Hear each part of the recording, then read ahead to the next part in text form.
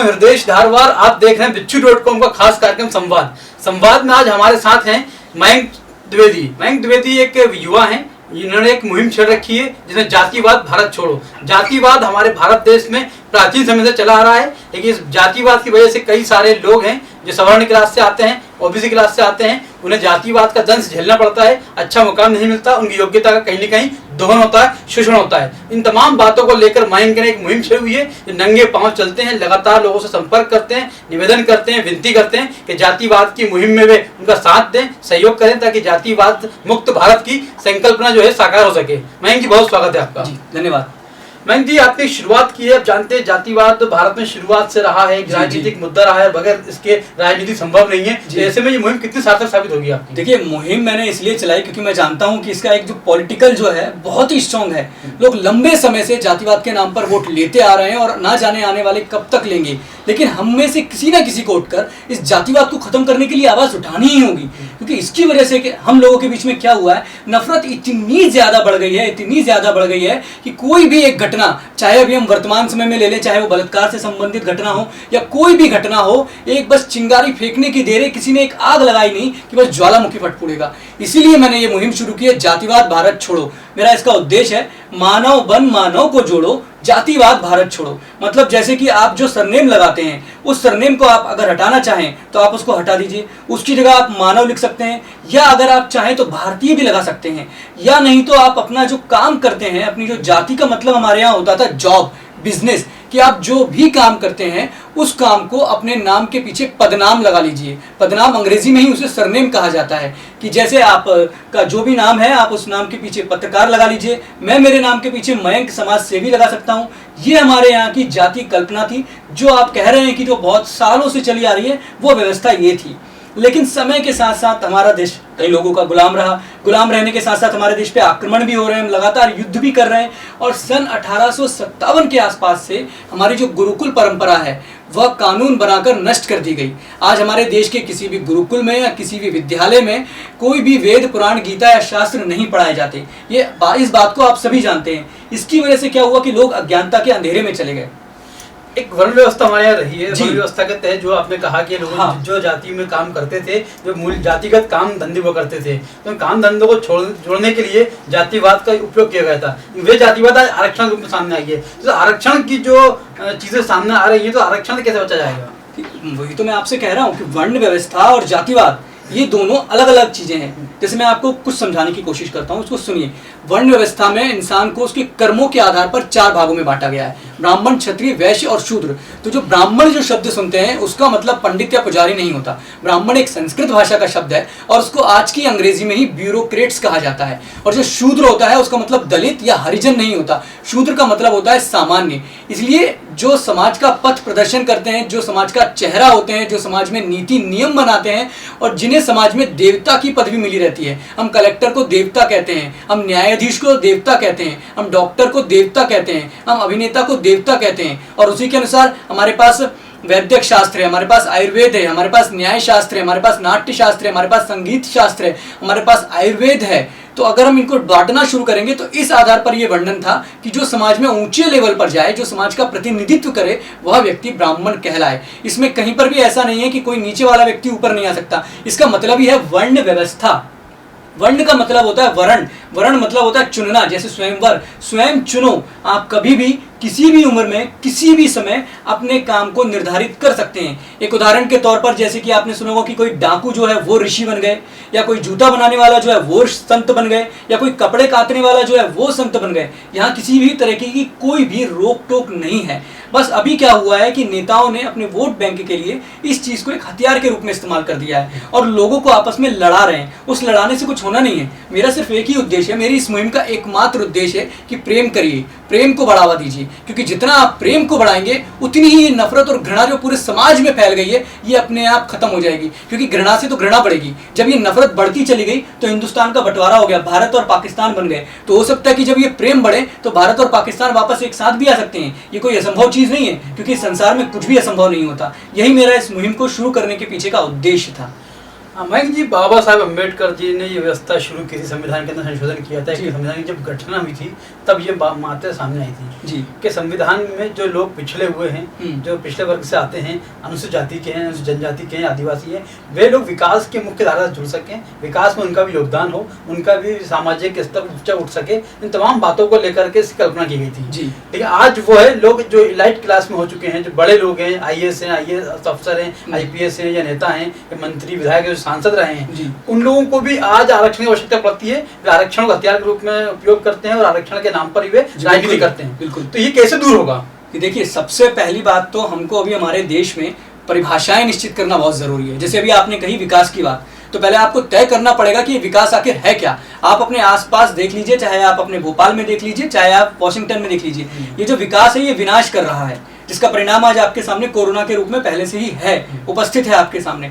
तो हम ये जो विकास की जगह विनाश कर रहे हैं ना, हमारे यहाँ जो व्यवस्था थी, जो जाति वाली व्यवस्था थी, आप सारी जातियां उठाकर देख सकते हैं, चाहे वो SC ST में जो 5,500 नाम डाले गए, वो जो भी काम कर रहे हैं वो सारे के सारे प्राकृतिक काम है, प्रकृति से जुड़े हुए हैं, उनमें किसी भी प्रकार से प्रकृति को थोड़ा बहुत भी नुकसान नहीं हो रहा। आप सारी की सारी जातियां उठाकर देख सकते हैं। ऐसे ही जो सामान्य क्षत्रिय और वैश्य में जो डाली गई हैं, उन सब में भी ऐसा का ऐसा है। अभी क्या हो रहा है कि जैसे मान लीजिए कोई एक बंदा, हम ऐसा अगर संविधान के हिसाब से अगर 70 साल पहले चले कि जिनको बनाया वो IAS बन गया, अब उसको क्या लग रहा है कि अब मैं तो IAS बन गया हूं, अब मेरा जो बेटा आया, बेटी जो भी है वो भी IAS बने, फिर उसका भी बने। तो वो नहीं चाहता कि जो और भी नीचे वाले जो लोग हैं उन तक ये चीज पहुंचे।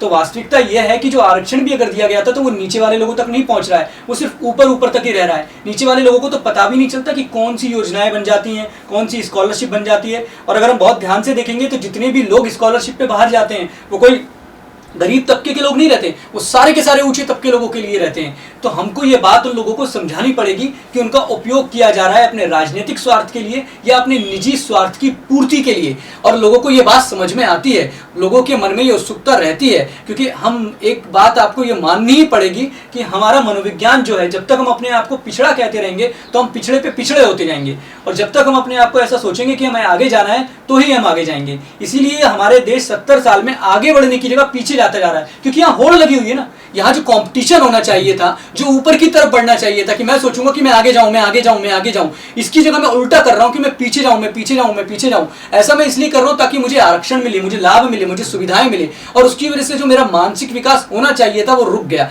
और यही स्थिति रहेगी तो धीरे धीरे धीरे कर कर ये मानसिक विकास और रुक जाएगा। और हमारा जो देश है, आज नहीं तो हो सकता है आने वाले 5 साल बाद या 10 साल बाद या 15 साल बाद गृह युद्ध में गृह युद्ध के हालात हमारे देश में हो जाएंगे, क्योंकि हमारे देश में पहली बार नहीं हो रहा है ऐसा। चीन में अगर आप चीन का इतिहास पढ़ेंगे तो वहां पर भी ऐसा ही हुआ है, जापान में भी ऐसा ही हुआ है, मलेशिया और यूरोप कंट्रीज में अगर आप देखेंगे तो वहां भी ऐसा ही हुआ है। अभी अगर आप अमेरिका में भी जाएंगे तो वहां जो नस्लवाद चल रहा है, तो ये एकदम से कोई चीज उभर के नहीं आती और ना ही एकदम से खत्म होती है, इसमें समय लगता है। हाँ, ये अभी शुरुआत है, ये मैंने अभी एक शुरुआत की है इस मुहिम की कि मानव बनमानव को जोड़ो, जातिवाद भारत छोड़ो।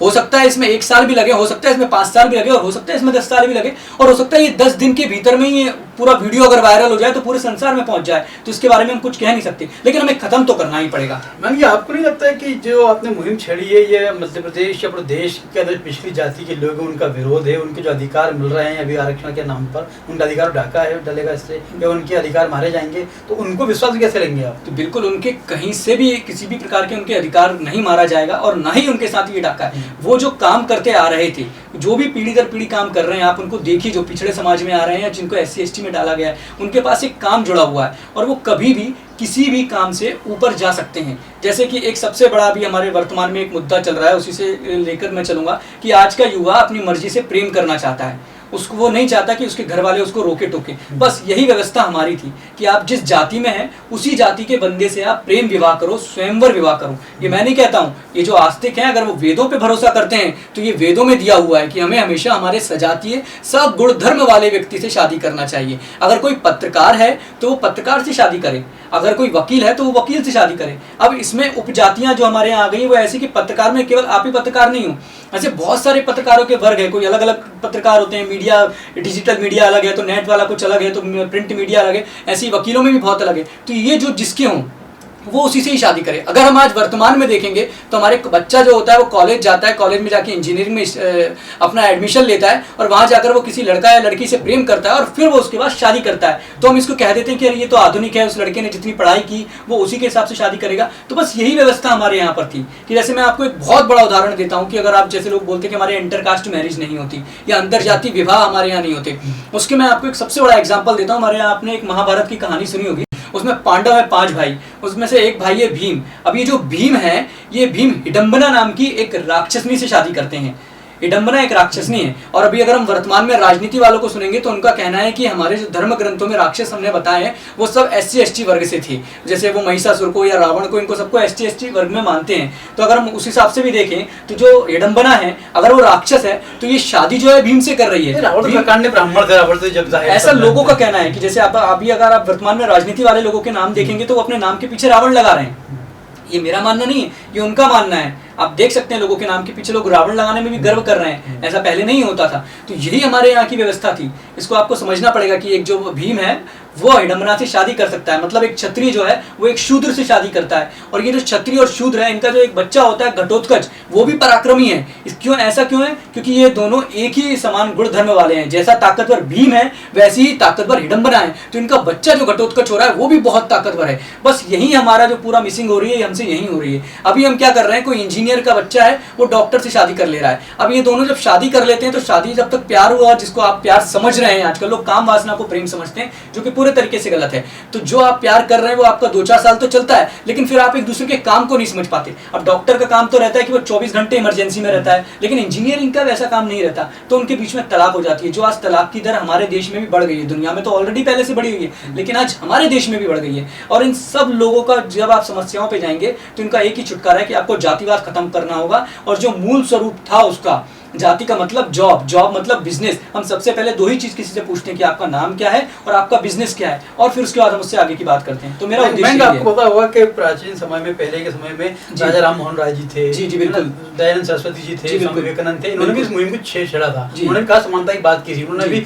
सती प्रथा हो, चाहे जातिवाद, जो भेदभाव था उसको समाप्त करने की बात कही थी। लेकिन वे मुहिम भी लगभग समाप्त की दिशा पर नहीं गई। सती प्रथा पर रोक लगी है, लेकिन आज भी जातिवाद, वर्ग भेद समाज के अंदर व्याप्त है। तो कैसे दूर होगा? और आपके अंदर हम जानना चाहेंगे कि आपके अंदर ख्याल कैसे आया कि इस मुहिम को आगे बढ़ाया जाए या जातिवाद को, भारत छोड़ो मुहिम को आगे बढ़ाया जाए? आपने कैसा फील किया? देखिए, मैं आपको बताता हूँ। सबसे पहले तो मैं किसी पर, जिसने भी जो किया उन्होंने बहुत अच्छा किया। अभी मैं कर रहा हूँ, इसलिए सीधी सी बात है कि मैं अपने समय की बात करूंगा। हमारे देश में आज से मात्र 300 या 400 साल पहले हम जाते हैं, या हम सीधे 16वीं सदी पकड़ते हैं, जब हमारे देश में बाहरी ताकतों ने आना शुरू किया। उससे पहले हमारे देश में इस तरीके का कुछ भी नहीं था। जैसे महिला समानता या सती प्रथा वाली जो आपने बात उठाई, तो अगर आपको दिखेगा कि 16वीं सदी के आसपास में रानी दुर्गावती आती है। अगर हमारे यहाँ महिला समानता नहीं होती या महिलाओं को किसी प्रकार का अधिकार नहीं होता तो क्या रानी दुर्गावती आती? अगर महिलाएं पर्दे में रहती तो रानी दुर्गावती ने क्या पर्दे में रहकर युद्ध किए थे? रानी दुर्गावती ने लगभग 90 युद्ध मुगलों के साथ किए हैं, जिनमें से वो लगभग सारे युद्ध जीती हैं। तो पर्दे में रहकर वो कैसे युद्ध करती? और ये जो महिलाएं आ रही हैं, ये सब 1857 तक आ रही हैं। आपको रानी लक्ष्मीबाई तक मिलेगा। रानी लक्ष्मीबाई के बाद 1857 के बाद आपको बीच में देखेंगे आप पूरा गैप हो गया। 70, 80, 100 साल का जो ये गैप आया, आपको किसी भी तरीके की महिलाएं नहीं मिलेंगी। तो इस तरीके का हमारे देश में कभी कुछ नहीं होता था। हमारे देश में सबको समानता का अधिकार है। यहाँ तक कि अभी तो हम सिर्फ महिला पुरुष की बात कर रहे हैं, हमारे यहाँ पर किन्नरों को भी समानता का अधिकार है। जैसे हम महाभारत में शिखंडी नाम के किन्नर को पढ़ेंगे, जो युद्ध करता है, जो सेना में अपनी आर्मी में जो कमांडर है। तो किन्नर है तो इसका मतलब ये नहीं कि आप उसको आर्मी में ना रखो या उसको शिक्षित ना करो। ये हमारे यहाँ नहीं होता, या मैं कहता हूँ कि पूरे दुनिया में नहीं होता था। लेकिन समय के साथ क्या हुआ कि जो लालची लोग थे, जिन्हें सत्ता का लालच था, उन्होंने अपने लालच में इस व्यवस्था को धीरे धीरे करके खत्म कर दिया। और 2 से 2500 साल के एक लंबे समय में ये व्यवस्था पूरे तरीके से खत्म हो गई। और खत्म होकर आज जो आप इसका स्वरूप देख रहे हैं, ये एक बिगड़ा स्वरूप है। और ये सिर्फ सत्ता हासिल करने के लिए लोगों ने अपनी निजी स्वार्थ की पूर्ति के लिए इसको बिगाड़ दिया है। और लोगों को सबसे आसानी से आज सत्ता मिल रही है, क्योंकि वो जातिवाद में लोगों को लड़वा देते हैं और खुद बैठे रहते हैं। और लोग सिर्फ शब्दों के माया जाल में उलझ गए हैं। शब्दों से बहुत ही ज्यादा प्रभाव पड़ता है। ये आपको सोचना पड़ेगा कि जैसे अगर मैं अभी किसी लड़की को बाई बोलता हूं तो उसको बुरा लग जाएगा, लेकिन बाई हमारे यहाँ पे माँ को बोला जाता है। एक सम्मानीय महिला को हम बाई बोलते हैं, जैसे अवंतिका बाई या लक्ष्मी बाई या अहिल्या बाई। लेकिन अगर हम आज की आधुनिक लड़की को हम अगर बाई बोल दें तो आप सोचिए वो कितने तरीके से वो क्रोधित हो जाएगी, वो गुस्सा हो जाएगी कि अरे यार तुम मुझे नौकरानी समझते हो। तो नौकरानी हमने उसको कब बोला? हम बाई का मतलब नौकरानी से नहीं निकालते, लेकिन सिर्फ शब्दों में गड़बड़ करके भाषा के भ्रम जाल में उलझाकर लोगों को उलझा दिया गया, और आज हम भाई भाई एक दूसरे से लड़ रहा है, मनुष्य मनुष्य एक दूसरे से लड़ रहा है और एक दूसरे के खून का प्यासा हो गया है। अगर हमने इसको नहीं रोका ना तो आने वाले 8 से 10 सालों में जो आज हमको अमेरिका में देखने को मिल रहा है, जहां वहां नस्लवाद और रंगभेद चल रहा है, हमको जो यूरोप में देखने को मिल रहा है, जो हमको गल्फ कंट्रीज में देखने को मिल रहा है, या जो हमको जापान या अपने रूस में भी जो देखने को या सुनने में हमको मिल जाता है, वही हमारे देश में भी आज से 4 से 5 साल बाद होगा ही होगा। क्यों? क्योंकि जिस तरीके से अगर हम आज के लोगों की बात भी सुने कि भाई चलिए शोषण हुआ, मैं एक तरफ आपकी बात मानता हूं कि चलिए 70 साल से पहले लोगों का शोषण हो रहा था, हजारों सालों तक लोगों ने शोषण किया, लेकिन शोषण अगर किया भी, अगर हम ये स्वीकार भी करें, तो क्या फिर उस शोषण का बदला शोषण से लिया जा सकता है? कि मान लीजिए कि मेरे बाप दादा ने या मेरे पिताजी ने या मेरे पूर्वजों ने किसी के साथ अन्याय किया, तो उसका बदला मेरे साथ क्यों? उसमें मेरी क्या गलती है? उस समय तो मैं था नहीं ना। अब अगर मैं चाहूं तो अब तो मैं मिलना चाहता हूं कि भाई मैं अपने भाइयों से मिलूं, अपने लोगों से मिलूं, लेकिन नहीं, उस समय की गलती की सजा मुझे आज क्यों भुगतनी पड़ रही है? ये तो सरासर गलत है ना। मंगे हम दर्शकों को ये बताइए कि आपके मन में विचार कैसे आया, मतलब विचार की उत्पत्ति कैसे हुई? जी, मैंने लोगों के मन के अंदर एक नफरत देखी। मैं अभी तक जहां जहां गया वहां मैंने देखा लोगों को कि लोगों के बस लोग जातिवाद का मुद्दा ही नहीं उठाते। अगर किसी के पास जाओ तो लोग बोल देते हैं ये बहुत सेंसिटिव है, संवेदनशील है, इससे दंगे भड़क सकते हैं, लोगों की भावनाओं को ठेस पहुंच सकती है, और सबसे ज्यादा तो जो है हमारे नेता लोगों को सबसे ज्यादा समस्या होती है। इसलिए मुझे लगा कि हमको एक ऐसा मुद्दा उठाना चाहिए कि जिससे हमारे देश के लोग भी जुड़े। अगर हम हमारे देश को सनातन राष्ट्र बनाने की एक कल्पना संजोते हैं कि भाई हमको सनातन राष्ट्र बनाना है या सारी धरती को सनातन बनाना है, तो हमको जातिवाद को हटाना पड़ेगा। क्योंकि सनातन जो है उसका एक दूसरा अर्थ अगर हम निकाले तो उसका मतलब ही प्रेम है, उसका मतलब है प्रकृति से जुड़ना, और प्रकृति से आप प्रेम के सहारे ही जुड़ सकते हो। अभी हमने क्या किया? अभी हमने नफरत के जरिए प्रकृति को भी नष्ट करना शुरू कर दिया। हम प्रकृति को नष्ट किए जा रहे हैं। आज हमारी 60 से 70% प्रकृति नष्ट हो गई। इसके लिए कौन सा जिम्मेदार है? स्वार्थ की पूर्ति के लिए सबसे नष्ट कर देता है वो, तो ये सब। तो ये इंसान ने गलती की ना, इंसान की गलती का खामियाजा आज वो भुगत रहा है। अब आप सोचिए कि आज मात्र एक छोटी सी बीमारी हमको घर पर रहने पर मजबूर करती है, तो आने वाले समय में अगर ये बीमारियां आती गई तो आप कब तक दवाइयां खोजोगे? आपको दवाइयां खोजनी क्यों है? आप ऐसा कुछ करो ना कि आप बीमारी ना हो।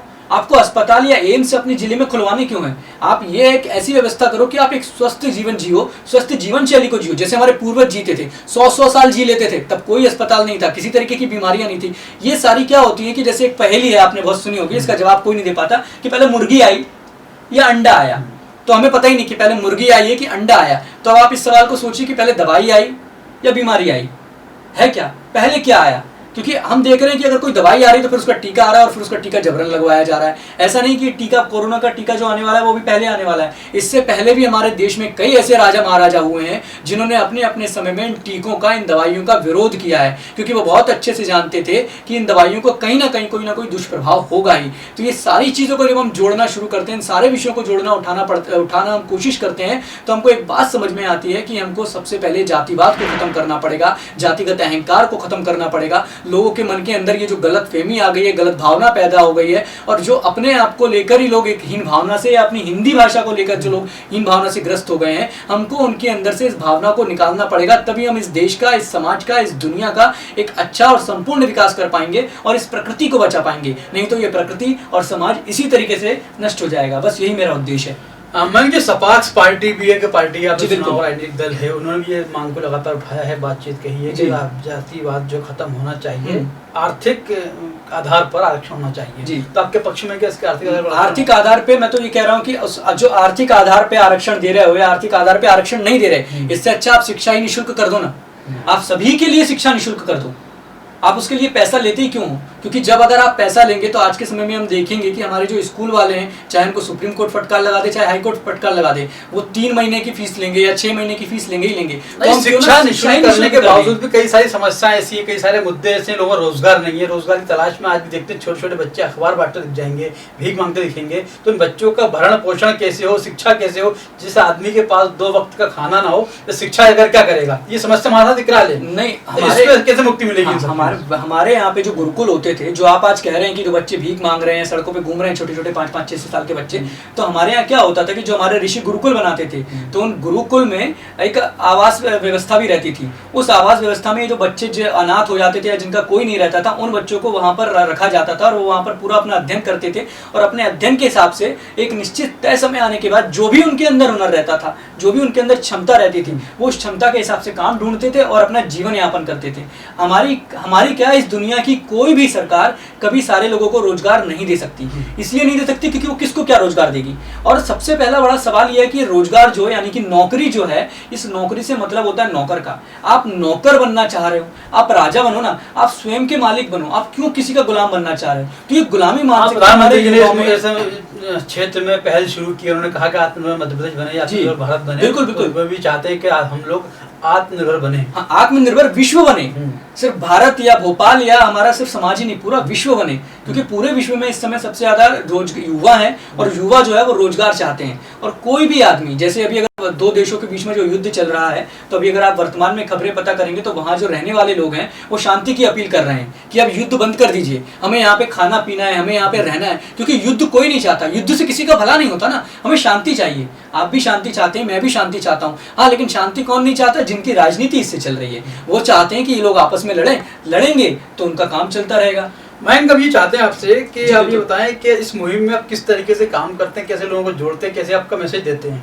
जी, मैं अभी जो कर रहा हूँ, क्योंकि मेरे पास किसी तरीके की कोई राजनीतिक शक्ति नहीं है, तो मैं अभी लोगों के पास जाता हूँ, 1 to 1 लोगों से मिलता हूँ, लोगों को समझाने का प्रयास करता हूँ, लोगों को बताने का प्रयास करता हूँ, और लोगों से बोलता हूँ कि आपके मन में जो सवाल हैं आप उन सवालों को ज़रूर रखिए, क्योंकि सारी गलती जो है इन सवालों के जवाब ना मिलने की वजह से होती है। लोग सवाल पूछते नहीं, क्योंकि हमारे जो बड़े बुजुर्ग हैं वो उन्हें सवाल पूछने नहीं देते, और फिर उन लोगों के मन के अंदर एक हीन भावना गिर जाती है कि यार हम पहले वैसा करते थे तो ऐसा क्यों करते आ रहे थे, क्या हमारे पूर्वज गलत थे? तो हमारे पूर्वज, हमारे ऋषि मुनि किसी भी चीज़ में कहीं पर भी कुछ भी गलत नहीं थे। सारी की सारी चीज़ों के पीछे कोई ना कोई ऐसा विज्ञान है। अब चूंकि बहुत हमारा देश का इतिहास है कि हमारे पुस्तकालय जला दिए, तो अब आप मुझसे विज्ञान का सबूत मांगेंगे तो मैं पुस्तकें तो ला नहीं सकता, क्योंकि पुस्तकें है ही नहीं, तो मैं कहां से लाऊंगा। लेकिन आप अपने अनुभव पर उतार कर देखिए कि जो देश 1000 सालों तक, 800 से 1000 साल तक हमारा देश ने लगातार युद्ध किया है अलग अलग आक्रमणकारियों के साथ, आज अभी हम वर्तमान में देखें तो कोई भी देश, चाहे वो अमेरिका हो, चाहे पाकिस्तान हो, चाहे भारत हो, कोई भी देश हफ्ते या 10 दिन भी अगर युद्ध कर लेगा तो उसकी पूरी अर्थव्यवस्था टूट जाएगी। मात्र 2 से 3 महीने की इस कोरोना के बीच में देश की अर्थव्यवस्था टूट गई। लोग बोलते हैं कि बहुत सारे लोग बेरोजगार हो गए, लोगों ने आत्महत्या कर ली, तो आखिर ऐसा क्या कारण था? कोई तो कारण रहा होगा ना कि 565 रियासतें इस देश में, मतलब 565 नेता, 565 राजा, उन 565 लोगों की अलग अलग विचारधाराएं, अलग अलग सोच, वो एकजुट कैसे थे? वो कैसे एकजुट हुए होंगे? और वो कोई भी आदमी जहां एकजुट होता है तो वो प्रेम की वजह से होता है, नफरत की वजह से कभी कोई एकजुट नहीं हो सकता। प्रेम ही वो कारण है जिससे लोग एकजुट हो सकते हैं। अगर आप नफरत फैलाने की कोशिश करेंगे तो लोग दूर दूर हो जाएंगे। उसके एक नहीं, दुनिया में जो हजारों सालों से युद्ध चले आ रहे हैं उसका कारण ही यही है, और उसका सबसे बड़ा कारण जो है वो ये है कि प्रेम का अभाव। हमको प्रेम फैलाना पड़ेगा, क्योंकि जब हम बहुत अच्छे से जानते हैं कि हम जो बीज बो रहे हैं वही बीज तो हमें मिलेगा, तो अभी हम नफरत बो रहे हैं। अब हमें 70 साल से हमें नफरत बोई जा रही है, एक जातिगत नफरत जिसको हम कहेंगे, जातिगत घृणा का जो बीज बोया जा रहा है। तो जैसे पीढ़ी दर पीढ़ी ये पेड़ ऊपर बढ़ रहा है, इससे फल निकल रहे हैं, तो वो घृणा के निकल रहे हैं, वो नफरत के निकल रहे हैं। तो अभी हम लोग और ज्यादा लड़ रहे हैं। अब देखिए लोग कितना मत, सिर्फ उनको जाति का कुछ भी इतना सा ऊपर नीचे बोल दीजिए, इतने में लाखों की भीड़ जुड़ जाती है, कहीं दंगे के हालात हो जाते हैं, कहीं गृह युद्ध जैसे हालात हो जाते हैं, और सरकार कुछ भी नहीं कर पाती, देखती रह जाती है। तो हमको इसको बदलना पड़ेगा ना। इसलिए मेरा उद्देश्य है कि बदला नहीं, बदलाव। जो हो गया अब उसको सबको क्षमा कीजिए। अगर हमसे गलती हुई तो हमें क्षमा कीजिए, अगर आपसे कोई गलती हुई तो आप भी क्षमा कीजिए। बदला नहीं, बदलाव, केवल प्रेम वाला भाव, ये मेरा मूल उद्देश्य है। मैं कहा जाता है कि एक कौन कहता है कि आसमान में सुराग नहीं होता, एक पत्थर तो तबीयत से उछाल हो जाता है। यही मुहिम एक आपने चलाई है, जिस मुहिम में आप सफलता मिले, इस मुहिम में लोग जुड़े, ये मुहिम सरकार तक पहुंचे, जिम्मेदारों तक पहुंचे, जो लोग कानून के निर्माता उन तक पहुंचे, आपकी बात को कहीं न कहीं तवज्जो मिले, मुकाम मिले, यह हम उम्मीद करते हैं, आशा करते हैं। और अब दर्शकों से इजाजत चाहते हैं, हमें दीजिए इजाजत। नमस्कार। ठीक, धन्यवाद।